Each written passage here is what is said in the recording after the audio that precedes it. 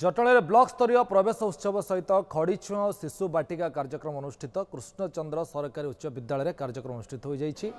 BO रश्मिबाला Parida नेतृत्व में अनुष्ठित कार्यक्रम में मुख्य अतिथि भाव विधायक विभूतिभूषण बलवंतर जोगदे कार्यक्रम में जटणी बीडीओ रश्मिता नाथ ब्लॉक अध्यक्ष म्यूनिसिपल अध्यक्ष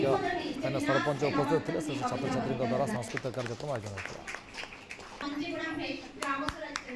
आमे समस्ते आज पिला मानक आशीर्वाद देलु आम पिला माने किभଳି भाबरे एठी खड़ीछुआ कार्यक्रम रु आरंभ करी आम संस्कृति परंपरा को मन रखिबे एवं आम शिक्षा व्यवस्था को मन रखिबे पुरातन शिक्षा व्यवस्था को शिक्षा पद्धति को एवं समाज रे भल मनुष्य बड़ मनुष्य नहीं भल मनुष्य समस्ते आम पिला मानक आशीर्वाद देले खड़ीछुआ बहुत भल भाबरे भी संपन्न हैला